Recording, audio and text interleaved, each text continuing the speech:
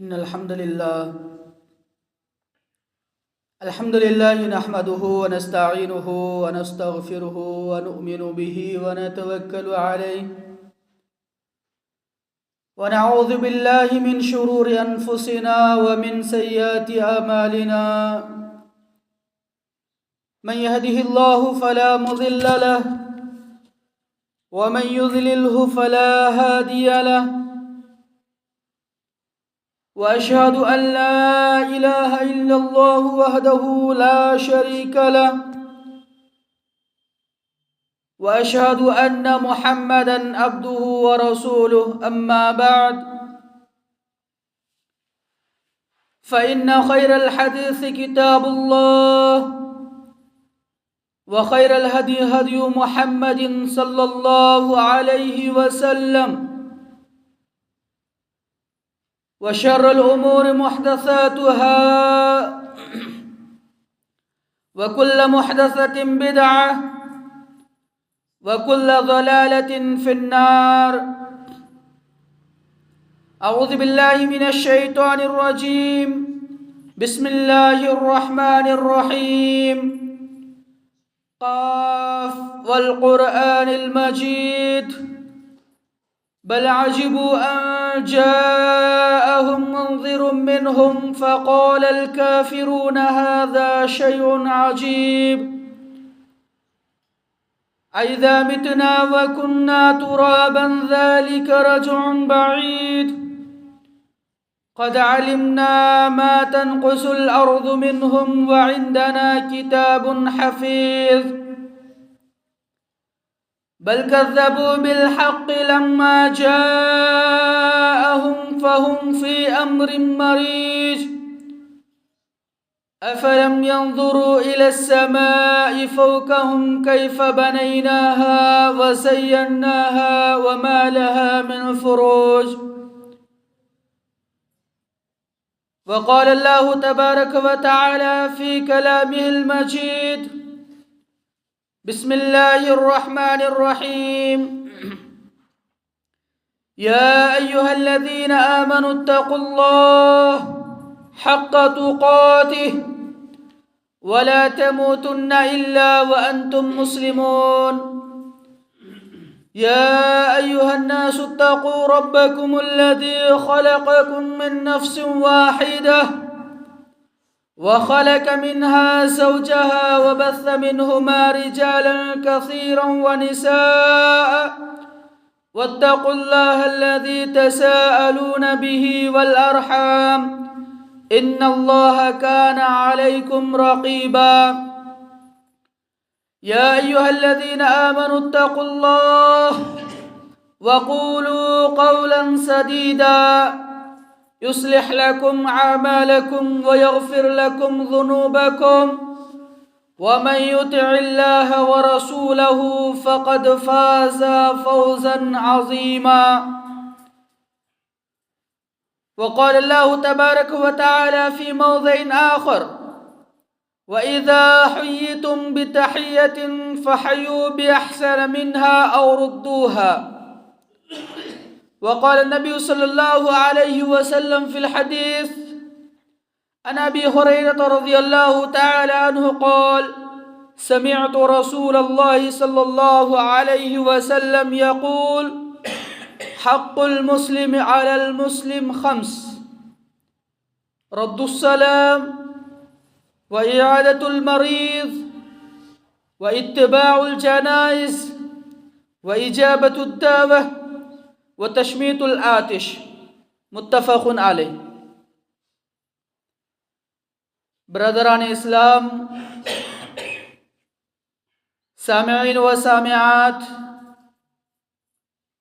حاضرین نماز جمعہ، بزرگان دین و ملت و اخوانان اسلام اور پردہ-نشین خواتین اسلام، ماؤں اور بہنوں، ہر قسم کی تعریفات و توصیفات، حمد و ثنا، کبریائی و بڑائی اس اللہ رب العالمین کے لیے لائق اور زیبا ہیں جنہوں نے صرف اور صرف 6 دنوں میں اس کائنات کی تخلیق فرمائی، اس کائنات میں رہنے والے، زندگی بسر کرنے والے ہر مخلوقات کو بنایا، اور انہی میں سے ہم انسانوں کی تخلیق کی، ہمیں اس دنیا میں بھیجا، ساتھ ہی ساتھ ہماری رشد و ہدایت کے لیے، کامیابی و کامرانی کے لیے، ہدایت پر گامزن رکھنے کے لیے اللہ رب العالمین نے بے شمار انبیاء اور رسول کو مبعوث فرمایا۔ درود و سلام ہو اللہ رب العالمین کے تمام انبیاء کرام پر، اور خصوصاً آپ کے اور ہمارے آخری نبی، نبیوں کی آخری کڑی، خاتم المرسلین، سید المرسلین، جناب محمد مصطفیٰ صلی اللہ علیہ وسلم پر اللہم صلی علیہ وبارک وسلم تسلیما۔ حاضرین گرامی، میں نے خطبہ مسنونہ کے بعد سورۃ النساء کی ایک آیت تلاوت کی اور بخاری مسلم کی ایک حدیث تلاوت کی۔ آج کا خطبے کا موضوع ہوگا ایک مسلمان کا دوسرے مسلمان پر کیا حق ہے۔ اس موضوع پر 8-9 مہینے پہلے ایک بار خطبہ ہو چکا ہے، لیکن یاد دہانی کے طور پر پھر سے اس موضوع کا اعادہ کرنا ہمارے لیے بہت ہی ضروری تھا۔ اللہ کے رسول جناب محمد صلی اللہ علیہ وسلم نے فرمایا کہ مسلمان کا حق، ایک مسلمان کا حق دوسرے مسلمان پر 5 ہیں، ایک دوسری روایت میں 6 بتائے جاتے ہیں۔ حضرت ابو ہریرہ رضی اللہ تعالی عنہ سے روایت ہے، کہا کہ میں نے اللہ کے رسول صلی اللہ علیہ وسلم کو فرماتے ہوئے سنا کہ ایک مسلمان کا حق دوسرے مسلمان پر 5 ہیں۔ پہلی چیز ہے رد السلام، سلام کا جواب دینا۔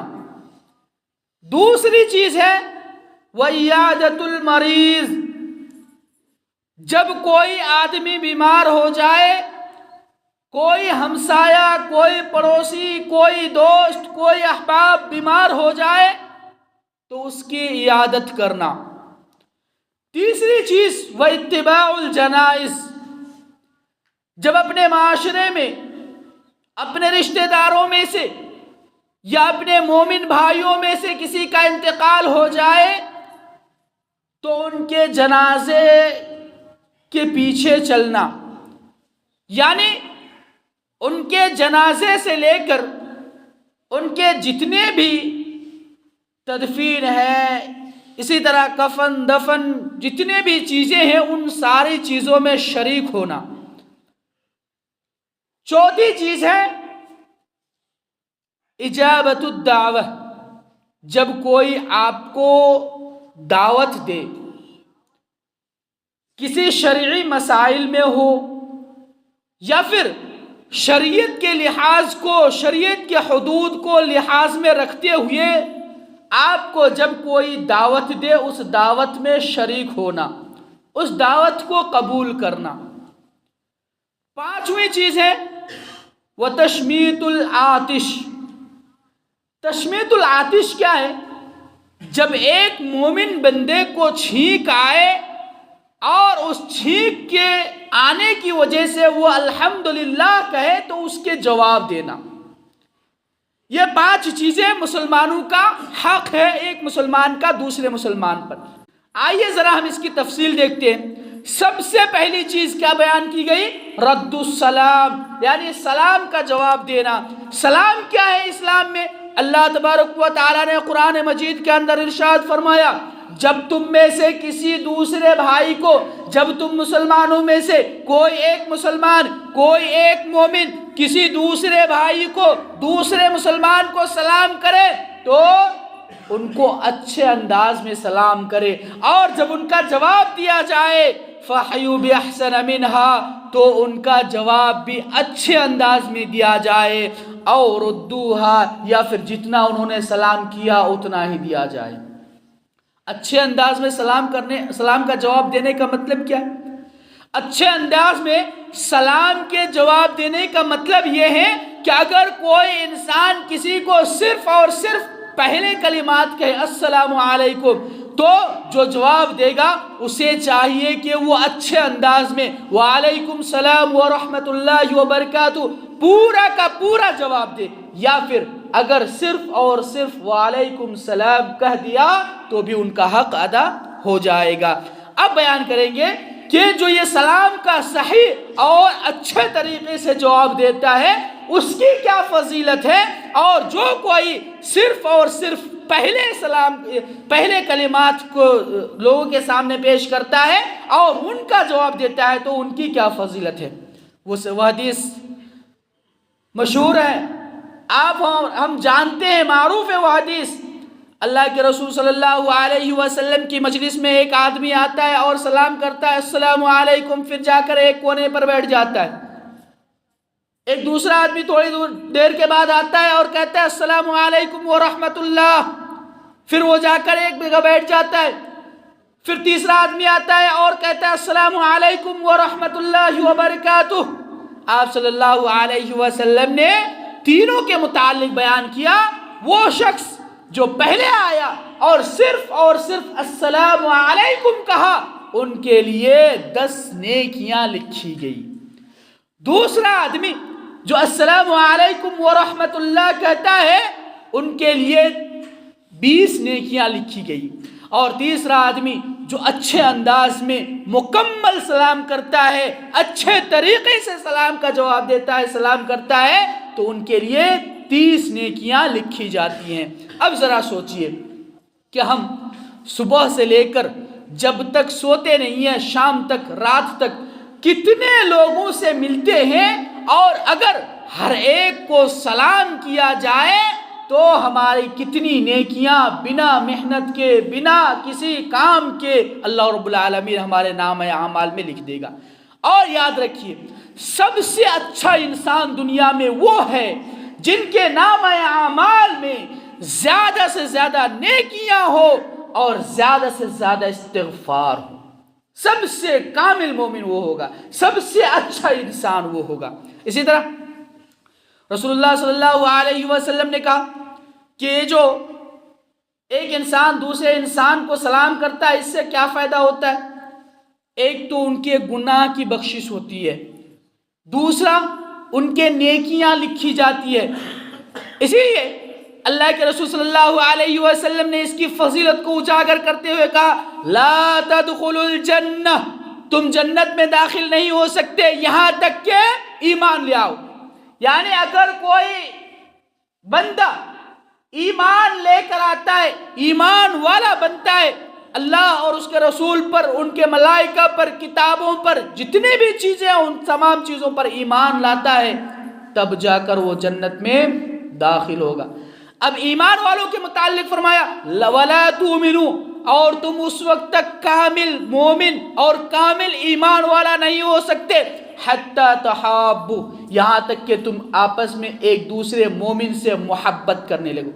ہم اپنے معاشرے میں دیکھتے ہیں کتنے سارے ایسے لوگ ہیں مومن ہیں لیکن آپس میں ایک دوسرے سے بغض و عناد رکھتے ہیں، آپس میں ایک دوسرے سے بات چیت کو چھوڑے رکھتے ہیں، آپس میں ایک دوسرے سے لڑائی جھگڑے کرتے ہیں. ان کے درمیان الفت نہیں دشمنی ہوتی ہے، ان کے درمیان دوستی نہیں ہوتی ہے، ان کے درمیان عناد ہوتا ہے.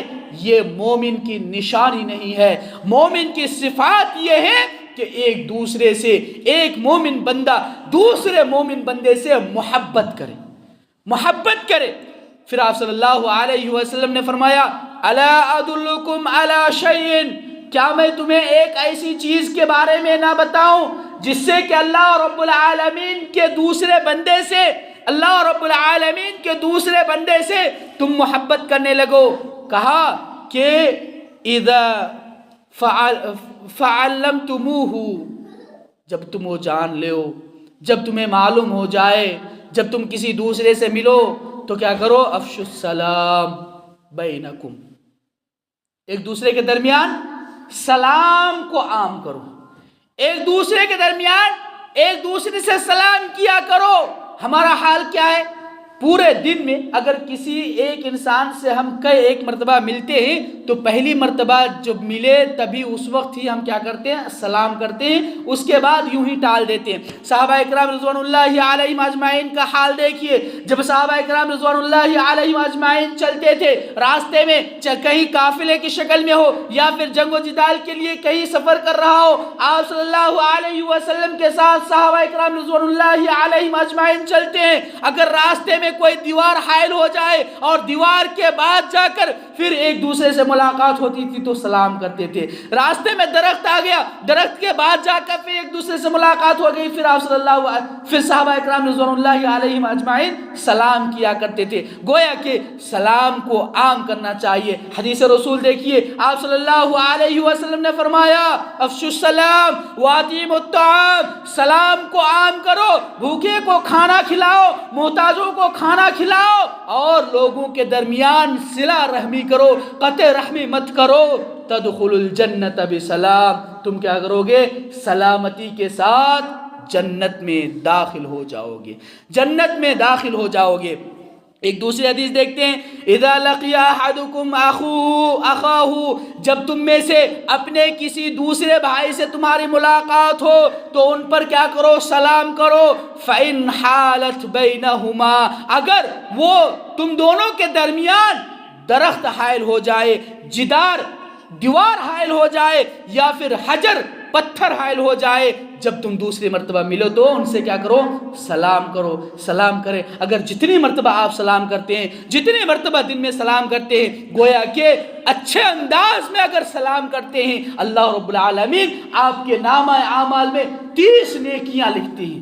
ہم کتنے ایسے گناہ کر لیتے ہیں جو ہم جانتے بھی، کتنے ایسے گناہ کر لیتے ہیں جو ہم غفلت کے شکار میں کر لیتے ہیں، کتنے ایسے گناہ کر لیتے ہیں جو شیطان کے وسوسے میں پڑھ کر لیتے ہیں، کتنے ایسے گناہ کر لیتے ہیں جسے ہمیں تصور بھی نہیں ہوتا کہ یہ گناہ ہے۔ اگر ہم بنا محنت کیے اگر اللہ رب العالمین سے اپنے نامہ اعمال میں ثواب لکھوانا چاہتے ہیں تو سلام کو رائج کرے، سلام کو عام کرے۔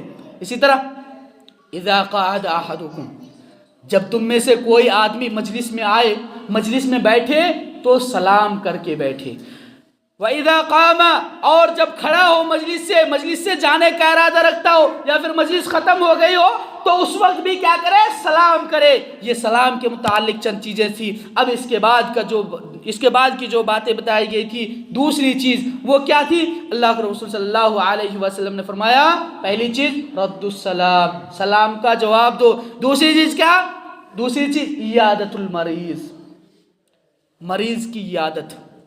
مثال کے طور پر ان کو سمجھنے کے لیے ایک مثال چھوٹی سی، آپ کے محلے میں، آپ کے معاشرے میں آپ کے کوئی جاننے والے اگر بیمار ہوتے ہیں تو آپ ان کے پاس جائیں، آپ ان کی عیادت کریں، ان کو تسلی دیں، ان کے لیے دعائیں کریں، ان کے لیے اللہ رب العالمین سے ان کی شفا یابی کے لیے دعائیں کریں۔ یہ ساری چیزیں عیادت میں شامل ہو جاتی ہیں۔ ان کی فضیلت کیا ہے؟ اللہ کے رسول صلی اللہ علیہ وسلم نے فرمایا، حضرت علی رضی اللہ تعالی عنہ سے روایت ہے، کہتے ہیں کہ رسول اللہ صلی اللہ علیہ وسلم کو میں نے فرماتے ہوئے سنا، کیا فرمایا؟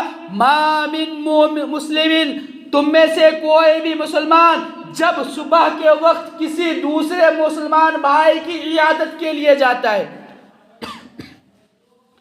کسی دوسرے مریض کی عیادت کے لیے جاتا ہے، ان کی بیمار کرسی کے لیے جاتا ہے، تو 70,000 فرشتے ان کے لیے دعائیں کرتے ہیں، ان کے لیے مغفرت کی دعائیں کرتے ہیں۔ فرشتے کیا ہیں؟ ایسی مخلوق جسے اللہ رب العالمین نے خاص طور پر بنایا اور وہ اللہ رب العالمین کی کبھی بھی نافرمانیاں نہیں کرتے. آج ہم ایک دوسرے کو کیا کہتے ہیں؟ میرے خیر کے لیے دعا کرنا. آج ہم دوسرے کے لیے دوسرے کو کیا کہتے ہیں؟ میرے رزق کے لیے اللہ رب العالمین سے دعا کرنا. آج ہم دوسرے سے کیا کہتے ہیں؟ اپنے بھائیوں سے میں بیمار ہوں، میرے شفا یابی کے لیے اللہ رب العالمین سے دعا کرنا.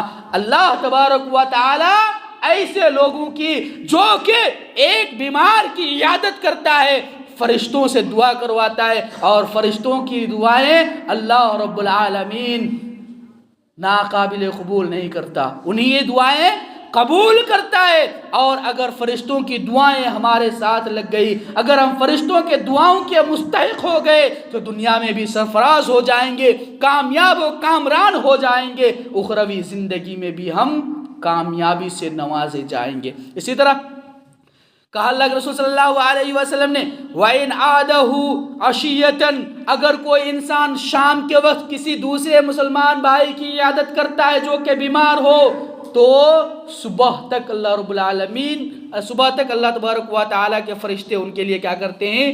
دعائیں کرتے ہیں، مغفرت کی دعائیں کرتے ہیں. اور جب تک وہ ان کی عیادت کرتے رہتا ہے تب تک وہ خریف الجنہ کہا گیا ہے کہ خریف الجنہ میں رہتا ہے، یعنی تازہ پھلوں کے باغات میں رہتا ہے. اتنی بڑی فضیلت. آج ہمارا حال کیا ہے؟ اگر اپنے معاشرے میں اپنے جاننے والا کوئی بیمار ہو گیا تو ہم ڈر کے مارے وہاں سے گزرتے بھی نہیں. اگر کوئی کام بھی ہوتا ہے تو ہم نہیں جاتے. کیوں نہیں جاتے ہیں؟ کہیں پیسے نہ مانگ لے، کہیں پیسے نہ مانگ لے، ان کی بیماری کے لیے جو علاج کے رقم ہیں وہ کم پڑ رہے ہوں، کہیں ہم سے مدد نہ طلب کر لے. اللہ کے بندو، اللہ تبارک و تعالی نے آپ کو نوازا ہے، آپ مومن بندوں کی، اپنے مومن بھائیوں کی مدد کیا کرے. اللہ تبارک و تعالیٰ آپ سے خوش ہوگا، اللہ تبارک و تعالیٰ آپ سے راضی ہوگا. اگر آپ ایسا نہیں کرتے، اللہ تبارک و تعالیٰ نے آپ کو جو چیزیں نوازی ہیں، جو نعمتیں دی ہیں، اگر آپ اللہ تبارک و تعالیٰ کے لیے ان کا حق ادا نہیں کرتے ہیں، کل قیامت کے دن آپ پوچھے جائیں گے. وہ حدیث مشہور ہیں، ہم جانتے ہیں، قیامت کے دن انسان کو ان کے مال کے بارے میں پوچھا جائے گا. ان کے مالوں کو ان کو جو ہے نا چاندی اور سونے کے سکوں میں بدل کر ان کو داغا جائے گا، گنجا صاحب بنا کر ان کے پیچھے لگا دیا جائے گا. یہ ساری وعیدیں ہم سنتے ہیں لیکن پھر بھی ہماری عقل ٹھکانے نہیں آتی. کیوں؟ اس لیے کہ ہم دنیاوی زندگی میں مست و مگن ہیں. دنیاوی زندگی میں اس قدر مست و مگن ہو گئے ہیں کہ ساری چیزوں کو بالائے طاق چھوڑ کر اسی دنیا کو صرف اور صرف دنیا کو، دنیاوی زندگی کو ہی ہم ساری چیزیں سمجھ لیتے ہیں. اس کے بعد اور ایک چیز بیان کی گئی ہے، وہ کیا ہے؟ اتباع الجنائز، جنازے کے پیچھے چلنا. اللہ کے رسول صلی اللہ علیہ وسلم نے فرمایا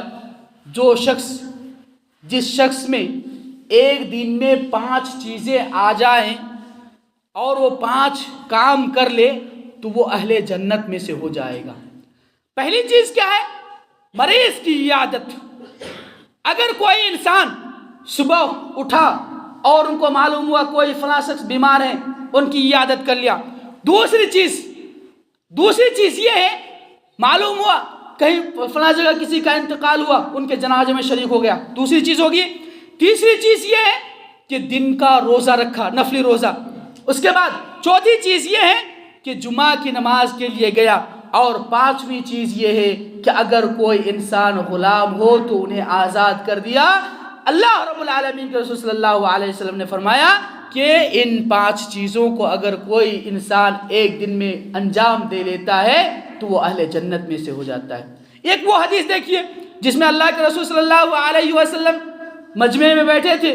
آپ صلی اللہ علیہ وسلم نے فرمایا تم میں سے کون ہے جو روزہ رکھا، تم میں سے کون ہے جو مریض کی عیادت کی، تم میں سے کون ہے جو جنازے کے پیچھے چلا. حضرت ابوبکر صدیق رضی اللہ تعالی عنہ تینوں میں ہاں کا جواب دیتے اور کہتے ہیں اللہ کے رسول میں نے یہ تینوں کام کیا ہے. چنانچہ آپ صلی اللہ علیہ وسلم نے کہا کہ اگر کوئی شخص ان تینوں کاموں کو ایک دن میں کر لیتا ہے تو وہ اہل جنت والوں میں شمار ہو جاتا ہے.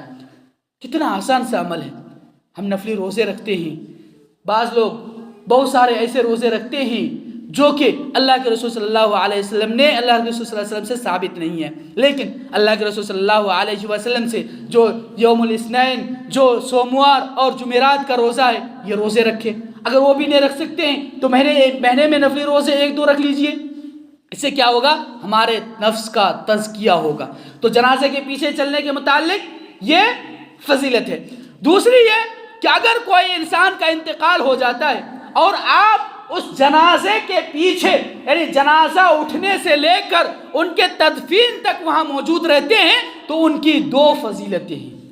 پہلی فضیلت، اگر کوئی انسان صرف اور صرف جنازے کی نماز پڑھتا ہے، ان کے لیے 1 قرات ثواب لکھی جاتی ہے، بنا محنت کے 1 قرات ثواب لکھی جاتی ہے۔ دوسرا یہ کہ اگر کوئی انسان جنازے کی نماز پڑھتا ہے اور ساتھ ہی ساتھ ان کے تدفین تک وہاں موجود رہتا ہے، تو ان کے لیے 2 قرات ثواب لکھی جاتی ہیں، 2 قرات نیکیاں لکھی جاتی ہیں، 2 قرات۔ صحابہ اکرام رضوان اللہ علیہم اجمعین نے پوچھا، اے اللہ کے رسول صلی اللہ علیہ وسلم، یہ قرات کیا ہوتا ہے؟ آپ صلی اللہ علیہ وسلم نے فرمایا، 1 قرات 1 احد پہاڑ کے برابر ثواب ہے، بنا محنت کے۔ آپ ان کے ساتھ چلے، جنازے کی نماز پڑھ لیے اور ساتھ ہی ساتھ ان کے دفن کرنے تک وہاں آدھا گھنٹے رک گئے، کتنے؟ 2 قرات، یعنی 2 احد پہاڑ کے برابر آپ کو ثواب عطا کیا جاتا ہے۔ اسی طرح اور ایک چیز بتائی گئی تھی، کیا ہے؟ چھینک کا جواب دینا۔ ہم چھینک لیتے ہیں لیکن اللہ کا شکر ادا نہیں کرتے۔ جب بھی آپ کو چھینک آئے، بس یہ باتیں بیان کر کے اپنی بات ختم کروں گا، چھینک آئے تو اس پر چھینکنے والے کو الحمدللہ کہنا چاہیے۔ جب کسی کو چھینک آئے، چھینکنے والے کو الحمدللہ کہنا چاہیے، اور جو ان کے آزو بازو ہو، جب چھینکنے والا الحمدللہ کہے تو جو ان کو آزو بازو ہو، جو جنہوں نے سنا، اسے کہنا چاہیے یرحمکم اللہ، یرحمک اللہ، کہ انہوں نے کہا اللہ رب العالمین کی تعریف، تمام تعریف اللہ رب العالمین کے لیے۔ انہوں نے کیا کہا؟ اللہ رب العالمین تم پر رحم کرے۔ اب جو سننے والوں نے جواب دیا، پھر چھینکنے والے کو ان کا جواب دینا ہوگا، کیا؟ یہدیکم اللہ ویصلح بالکم، یہدیکم اللہ ویصلح بالکم، یعنی اللہ رب العالمین تجھے ہدایت دے۔ اور یہاں پر جمع کا استعمال کیا گیا، جمع کا صیغہ، تجھے یا پھر تم سب کو، کہ اللہ رب العالمین تم کو یا تم سب کو ہدایت دے اور تمہاری مصیبتوں کو ٹال دے۔ کتنی اچھی بات ہے! اللہ رب العالمین، اللہ کے رسول صلی اللہ علیہ وسلم نے کتنی اچھی اچھی باتیں سکھائی ہیں، لیکن ہمارے ذہنوں سے یا پھر ہمارے سامنے سے یہ ساری باتیں ہم جانتے بوجھتے ہوئے اوجھل کر دیتے ہیں اور غفلت کے شکار میں زندگی گزار رہے ہیں۔ یہ چند باتیں تھیں جو آج کے خطبے میں نے مناسب سمجھا کہ آپ تمام لوگوں کو بتا دوں اور آپ کا یادہ ہو جائے، تاکہ جو ہم غفلت کے شکار میں ہیں یا پھر ہمیں جو نہیں بولتے ہیں یا پھر جو چیزیں کرنے کی ہے وہ نہیں کرتے ہیں، تو ان پر پھر سے وہ کارآمد ہو اور اس کو پھر سے عملی جامہ پہنایا جائے۔ اللہ رب العالمین سے دعا ہے کہ اللہ تبارک و تعالی ہم تمام لوگوں کو ان حقوق کو، جو 5 حقوق بتائے گئے، ان تمام حقوق کو ادا کرنے کی توفیق عطا فرمائے۔ باری الہ تو ہمیں جب تک اس دنیا میں زندہ رکھ، ہمیں خیر کے کاموں میں زندہ رکھ، ہمیں شریعت اسلامیہ کا پابند بنا کر زندہ رکھ اور اس شریعت کے مطابق زندگی گزارنے والا بنا کر زندہ رکھ، قرآن اور احادیث کے مطابق زندگی گزارنے والا بنا کر زندہ رکھ، اور ہمیں کامل مومن بنا اور اسلام اور شریعت اور ایک دوسرے کے جو حقوق ہیں ان تمام حقوق کو ادا کرنے والا بنا کر زندہ رکھ۔ جب ہمارا خاتمہ ہو تو خاتمہ بالخیر ہو، آمین۔ وما علینا الا البلاغ المبین۔